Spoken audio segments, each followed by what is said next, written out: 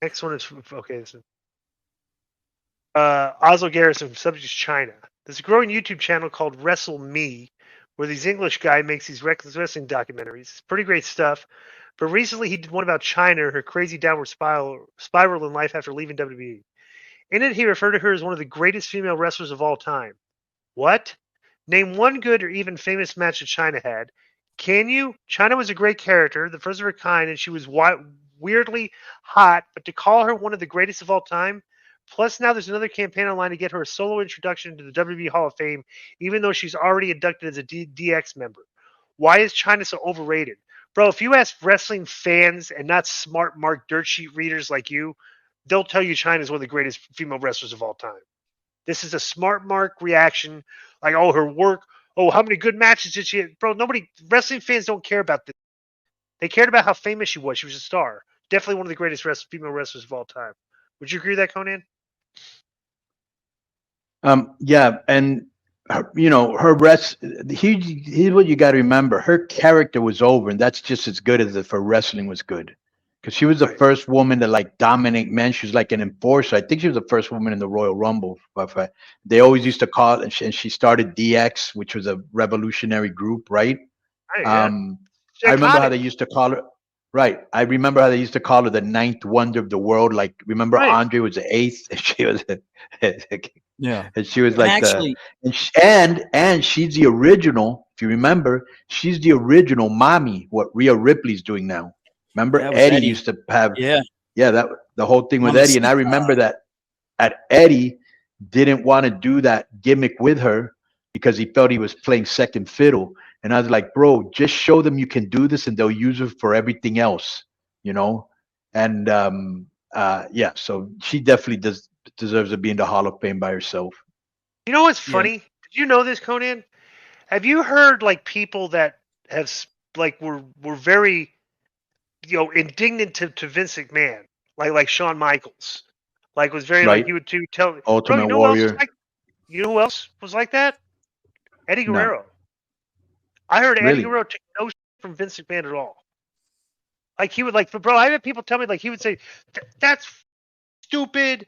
Why the like he would bro? They would give him stuff and he would go and yell at Vince and they cuss him out because he said thought it like some of the was dumb." That's but that just shows you the type of guy Eddie was. He took this business very seriously and he was great. And he was like he spoke up for himself and he ended up becoming what? A WWE World Heavyweight Champion.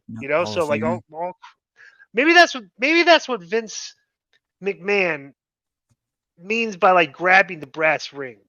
Yeah, it's like if I don't know. It's like it's kind of weird.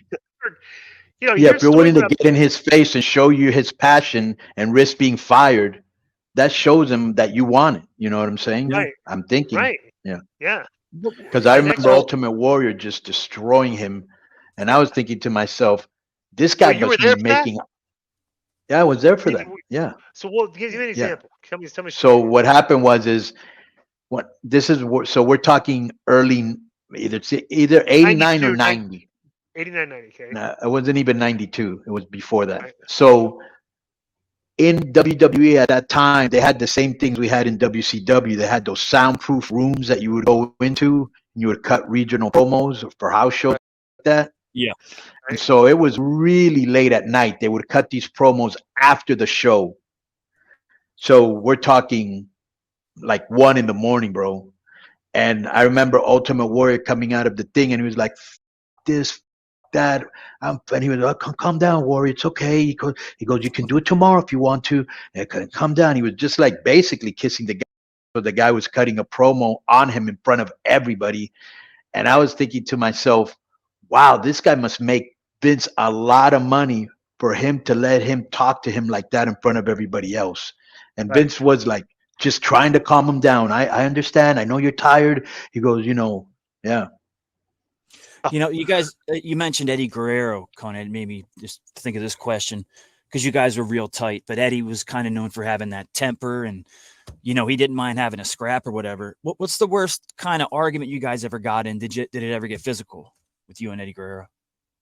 Oh, we always came, bro. We were always fighting. It was me, him, and a guy called Love Machine. And it was hilarious because either me and Eddie were fighting, or Eddie and Love Machine were fighting, or me and Love Machine were fighting. And this is how it would usually go. I would tell Eddie, tell Love Machine I said this, this, and this. And Love Machine would be right there. And Love Machine would say, tell Konnan I said this, this, and this. And we were always fighting. We were always getting in each other's face, but we never came to blows ever. Just like me and Road Dogg.